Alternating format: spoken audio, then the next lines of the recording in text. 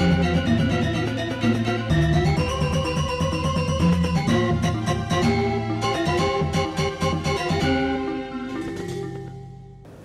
Swastiastu, pemirsa Bali TV, kembali Bali Post Talk menjumpai Anda, tetap bersama saya Nyoman Winata, Redaktur Pelaksana Harian Bali Post. Belakangan kita mendengar bagaimana kondisi Bali akibat pariwisata yang agak amburadul lah, katakanlah begitu ya, banyak kerusakan lingkungan, turis berulah yang sudah di luar batas dan sebagainya. Apa yang sebenarnya terjadi pada Bali? Ada dulu sempat wacana muncul One Island, One Management. Bali ini dikelola dalam satu manajemen. Dan ini membutuhkan apa yang sebenarnya disebut dengan otonomi khusus untuk Bali.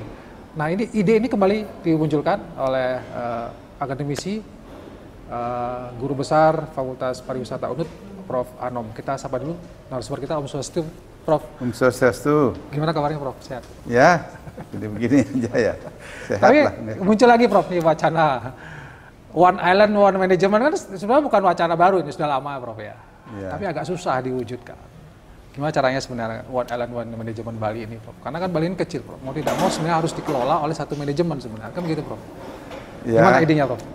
Terima kasih pemirsa Bali TV yang saya hormati, para tokoh Bali yang saya hormati, para mahasiswa generasi muda semua ya. Saya hanya melontarkan ide, semacam pemikiran ya. Satu, dengan berbagai pertimbangan, Bali ini pulau kecil. Luas Provinsi Bali itu hanya 5.700 km persegi. Itu bisa lebih kecil daripada luas kabupaten di luar Bali. Bisa. Banyak itu kabupaten yang lebih luas daripada Bali. Nah, kalau saya amati, mohon maaf para politikus ini, dana kita di Bali itu banyak kita habiskan, padahal pulau kita kecil, untuk kepentingan birokrasi, kepentingan kegiatan politik, dan jabatan-jabatan yang lain. Sekali lagi saya mohon maaf. Ini saya ingin memberikan pembelajaran kepada generasi muda ke depan ya. Mudah-mudahan bisa dipakai lah ide saya ini ya. Jadi kalau kita bicara One Island, One Management untuk Bali, kita bisa mengajukan otonomi khusus Bali. Otonomi khusus Bali. Otonomi khusus Bali. Saya dulu jadi konsultan otonomi daerah. Awal-awal otonomi daerah itu tahun 99 tahun 2000 itu. Otonominya di kabupaten, bisa di provinsi kalau mau sebenarnya dulu gitu kan. Ya. Nah, coba kita belajar dari daerah khusus ibu kota Jakarta Raya. Nah, berat ngurus Jakarta, padat kan, lalu lintas padat, banyak permasalahannya. Tapi daerah khusus ibu kota Jakarta Raya, gitu dia. Gubernur itu bisa mengkoordinir semua kegiatan sampai ke bawah. Ya. Jadi hanya ada gubernur yang dipilih, DPRD-nya hanya di tingkat provinsi saja.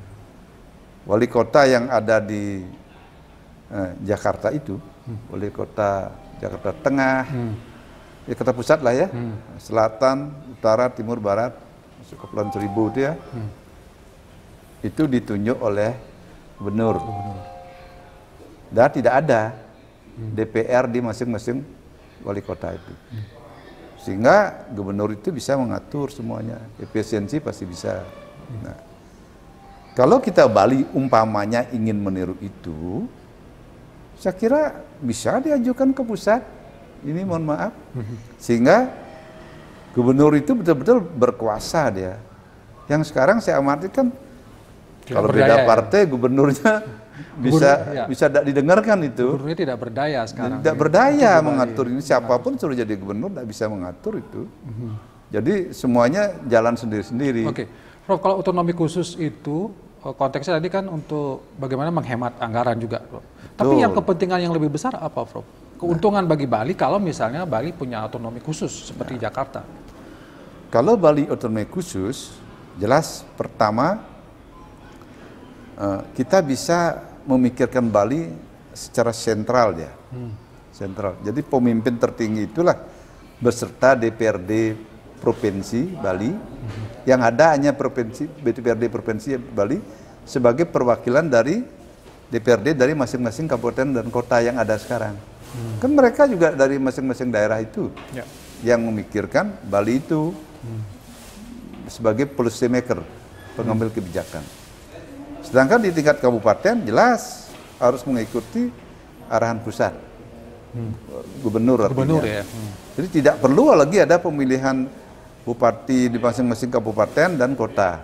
Tidak perlu lagi ada pemilihan anggota DPRD kabupaten dan kota. Tidak perlu ada kantor DPRD kabupaten kota. Tidak perlu ada KPU kabupaten kota. Jadi efisiensinya triliunan itu. Ya, semua ada nilai positif negatifnya. Sehingga bisalah anggaran-anggaran itu dikelola dengan baik.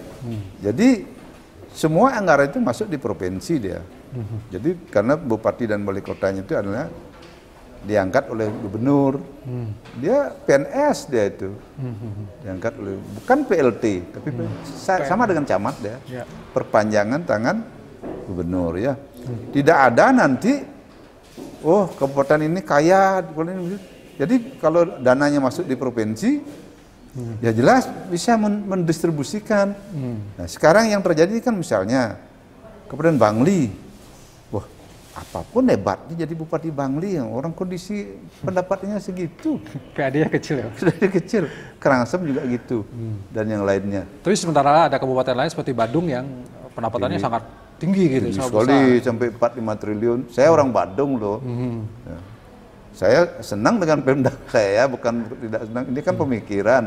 Kantor bupatinya bagus, ini bagus, jalan-jalannya bagus.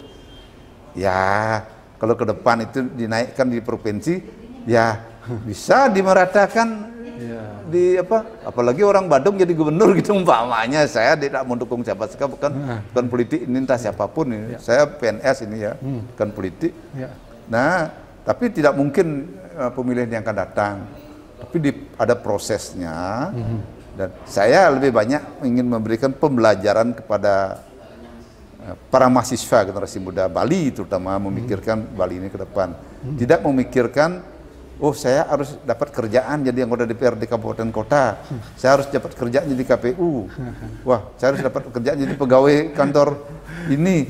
Nah, uangnya banyak habis seperti itu. Nah, itu triliun itu gitu kan saya. Tapi kalau maksudnya dampak lain selain ekonomi, apa misalnya sekarang kita kan melihat bagaimana pembangunan yang tidak merata atau terpusat di selatan katakan begitu ya Prof ya. Terus lingkungan juga mengalami kerusakan. Kalau terpusat di Bali bisa dicegah ya Prof ya? Bisa sekali.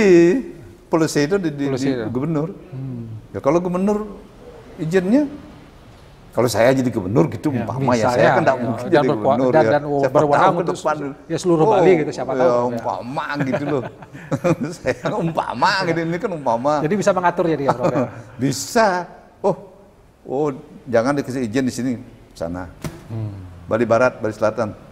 Tata ruang lihat ini anggaran. Karangsem miskin, daerah Culik miskin, daerah ini thread ke sana. Beleleng ini. Begitu jadinya. Jadi, bukan kayak zaman Orde Baru, bukan itu maksudnya nih ya. Tetapi bagaimana satu efisiensi anggaran yang kita dapatkan dari Bali secara keseluruhan supaya jangan timpang begitu. Kemudian ingin mensejahterakan Bali, itu tujuan saya sebenarnya loh. Siapapun jadi pemimpin ke depan. Jadi seperti itu. Saya sebagai seorang akademisi ingin melontarkan ide sebagai pemikiran untuk memajukan Bali. Itu pikiran saya yang pada intinya sebenarnya bukan maksud apa-apa. Jadi selama ini Prof melihat dengan pulau yang kecil hanya sekitar 5.000 sekian 700 km persegi ya Prof ya. Kemudian ada 8 kabupaten 1 kota dan ini kan 9 wilayah yang itu yang membuat Bali ini agak susah untuk lebih sejahtera gitu Prof. Susah. Tetap aja 8 kabupaten dan 1 kota tetapi tidak ada pemilihan. Polisi itu kebijakannya ada di provinsi, di atas. Sehingga bisa memeratakan itu.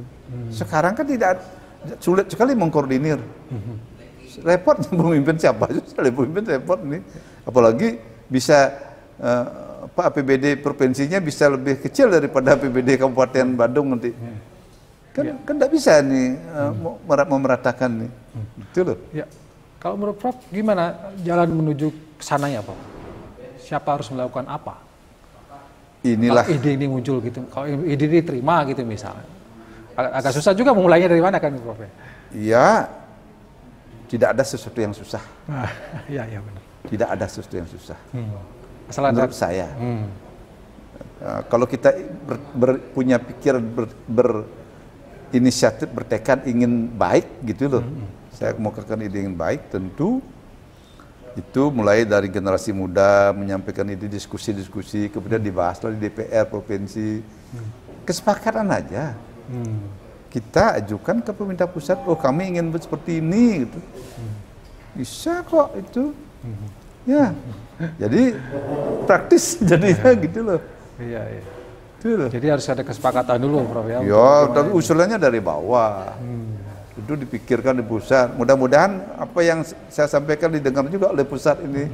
Saya juga ya kan hanya mengemukakan pikiran ya. Entah ada yang mau terima atau tidak, tapi saya minta generasi muda lah terutama ini. Berpikirlah ke depan untuk memajukan Bali secara tulus ikhlas. Gitu loh. Iya. Gitu loh. Saya mengemukakan ide ini secara tulus ikhlas. Tidak ada maksud benci sama orang lain, tidak ada. Ya, itu. Apakah ini bisa menjadi semacam solusi untuk menyelamatkan Bali, Prof? Otonomi khususnya. Oh iya, menurut saya iya. Itu tujuan utamanya sebenarnya, Prof. Tujuan utamanya menyelamatkan Bali, ya? menyelamatkan lingkungan, menyelamatkan ekonomi Bali, pemerataan, mensejahterakan masyarakat, begitu. Jadi menyelamatkan Bali dari kondisi sekarang yang carut marut carut ini. marut gitu ya, Prof. Ya.